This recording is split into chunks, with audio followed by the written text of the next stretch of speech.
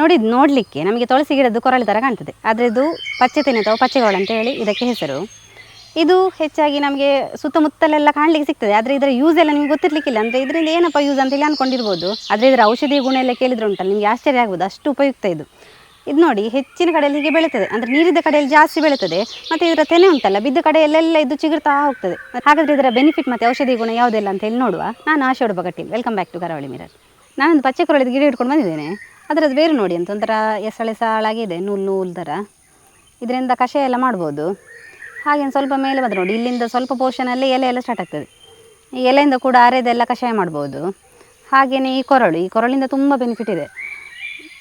ಈ ಕೊರಳು ನೋಡಿ ತುಂಬ ಪರಿಮಳ ಉಂಟು, ಮತ್ತು ಇದರದ್ದು ಹೂವೆಲ್ಲ ನೋಡಿ, ಚಿಕ್ಕ ಚಿಕ್ಕ ಹೂ, ಒಂದು ನೇರಳೆ ಕಲರಲ್ಲಿ ಹೂ ಬಿಡ್ತದೆ ಅಂತ ಪರಿಮಳ ಉಂಟು. ಇದನ್ನು ನಾವು ತೈಲಕ್ಕೆ ಮತ್ತು ಸೆಂಟ್ ಮಾಡಲಿಕ್ಕೆ ಮತ್ತು ಊದುಬತ್ತಿಯಲ್ಲೆಲ್ಲ ತುಂಬ ಉಪಯೋಗಿಸ್ತಾರೆ, ಅಂದರೆ ಇದರ ಪರಿಮಳಕ್ಕೆ. ಕೊರಳಿದ್ದು ಬೆನಿಫಿಟ್ ಏನಂತ ಹೇಳಿ ನೋಡೋದಾದರೆ, ನಾವು ದೀಪಾವಳಿ ಟೈಮಲ್ಲಿ ಗೋಪೂಜೆ ಮಾಡ್ತೇವೆ. ಗೋಪೂಜೆಯಲ್ಲಿ ದನಗಳಿಗೆ ಹಾರ ಮಾಡ್ತೇವಲ್ಲ, ಆ ಹೂವಿನ ಹಾರದ ಜೊತೆಗೆ ಈ ಪಚ್ಚೆಗಳನ್ನು ಕೂಡ ಹಾಕ್ತೇವೆ, ಅಂದರೆ ಇದು ಪರಿಮಳ ಬೀರ್ತಾ ಇರ್ತದೆ. ಹಾಗಾಗಿ ದನದ್ದು ಕೊರಳಿಗೆ ಕೂಡ ಇದನ್ನು ಹಾಕ್ತೇವೆ ಒಂದು. ಹಾಗೆ ಮತ್ತೆ ಅಂತ ಹೇಳಿದರೆ, ಇದು ದೇವರಿಗೆ ಕೂಡ ತುಂಬ ಶ್ರೇಷ್ಠವಾದ ಪುಷ್ಪ ಅಂತ ಹೇಳ್ಬೋದು, ಅಂದರೆ ಪರಿಮಳ ಬಿಡ್ತದೆ, ದೇವರಿಗೆ ಇಡಲಿಕ್ಕೆ ತುಂಬ ಒಳ್ಳೆಯದಿದ್ದು ಹೂ. ಮೊದಲೆಲ್ಲ ಭತ್ತವನ್ನು ಮುಡಿ ಕಟ್ಟಿ ಇಡುವ ಕ್ರಮ ಇತ್ತು. ಹಾಗೆ ಮುಡಿ ಕಟ್ಟುವಾಗ ಅದರೊಳಗೆ ಈ ಪಚ್ಚೆಗಳನ್ನು ಹಾಕಿ ಕಟ್ತಿದ್ರಂತೆ, ಅಂದರೆ ಇದರಲ್ಲಿ ಅಷ್ಟು ಕ್ರಿಮಿಕೀಟ ನಾಶ ಮಾಡುವ ಶಕ್ತಿ ಉಂಟು.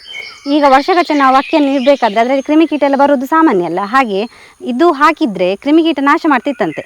ಹಾಗಾಗಿ ಇದನ್ನು ಅದರೊಳಗೆ ಹಾಕಿಡ್ತಿದ್ರು, ಅಷ್ಟು ಪವರ್ ಉಂಟು ಇದಕ್ಕೆ.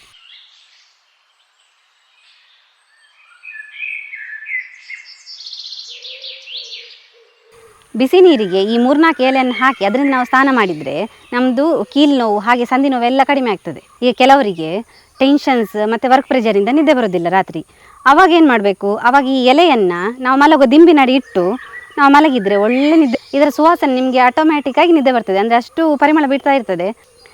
ಸಂಧಿವಾತ ಸಮಸ್ಯೆ ಇದ್ದರೆ ಇದರ ಬೇರಿನ ಕಷಾಯ ಮಾಡಿ ಆಯುರ್ವೇದದಲ್ಲಿ ತುಂಬ ಉಪಯೋಗಿಸ್ತಾರೆ, ತುಂಬ ಪರಿಮಳ ಉಂಟು. ಈ ಪರಿಮಳಕ್ಕೆ ಇದರಿಂದ ಎಣ್ಣೆ ಎಲ್ಲ ಮಾಡ್ತಾರೆ.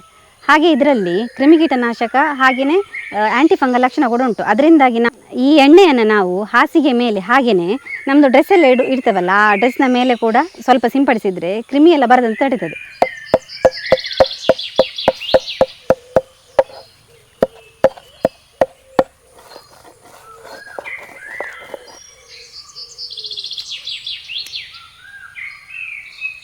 ನಾನಿಲ್ಲಿ ಸ್ವಲ್ಪ ರಸ ತೊಗೊಂಡಿದ್ದೆ, ಅಂದರೆ ತೋರಿಸಲಿಕ್ಕೆ ಮಾತ್ರ. ನೀವು ಜಾಸ್ತಿ ಬೇಕಾದರೆ ಜಾಸ್ತಿ ತೊಗೊಳ್ಬೋದು. ಇದು ನಾವು ಯಾವುದಕ್ಕೆ ಯೂಸ್ ಮಾಡ್ತೇವೆ ಅಂತ ಹೇಳಿದರೆ, ನಮಗೆ ಇಲ್ಲಿ ತಲೆನೋವೆಲ್ಲ ಬರ್ತದೆ ನೋಡಿ, ಹಾಗೆ ತಲೆನೋವು ಬಂದಾಗ ಈ ರಸವನ್ನು ಫುಲ್ ನಾವು ಹೀಗೆ ಮಸಾಜ್ ಮಾಡಬೇಕು. ಮಸಾಜ್ ಮಾಡ್ತಾ ಇದ್ದರೆ ತಲೆನೋವು ಕಡಿಮೆ ಆಗ್ತದೆ. ಹಾಗೆಯೇ ಹುಣ್ಣೆಲ್ಲ ಇರ್ತದೆ ನೋಡಿ, ಹುಣ್ಣಂದರೆ ಅಲ್ಲಲ್ಲಿ ಕೆಲವೊಂದು ಗಾಯ ಎಲ್ಲ ಇರ್ತದೆ ನೋಡಿ, ಆ ಗಾಯದಾಗ ಕೂಡ ಆ ಗಾಯದ ಜಾಗಕ್ಕೆ ನಾವು ಈ ರಸವನ್ನು ಹಚ್ಚಿಡ್ಬೋದು. ಹಾಗೆಯೇ ನಾವಿದು ಜಜ್ಜಿದ ಎಲೆ ಉಂಟಲ್ಲ, ಆ ಜಜ್ಜಿದ ಎಲೆಯನ್ನು ಕೂಡ ಈ ಗಾಯದ ಮೇಲೆ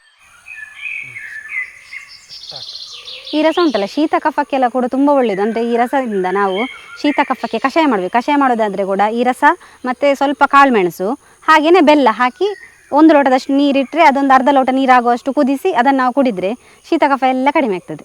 ಧಾನ್ಯಗಳ ಒಳಗೆ ನಾವು ಈ ಎಲೆಯನ್ನು ಹಾಕಿಟ್ಟರೆ ಹುಳ ಒಪ್ಪಟ್ಟೆ ಕ್ರಿಮಿಕೀಟಗಳು ಬರದಂತೆ ತಡೀತದೆ.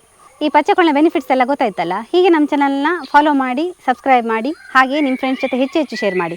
ನೀವು ವಿಡಿಯೋ ನೋಡುವವರು ಹೊಸಬ್ರಾಗಿದ್ದರೆ ಸಬ್ಸ್ಕ್ರೈಬ್ ಮಾಡೋದನ್ನು ಮಾತ್ರ ಮರಿಬೇಡಿ. ನಾವು ಹೀಗೆ ಹೊಸ ಇಂಟ್ರೆಸ್ಟಿಂಗ್ ವಿಡಿಯೋದೊಂದಿಗೆ ಮುಂದೆ ಸಿಗ್ತಾ ಇರ್ತೇವೆ. Thank you.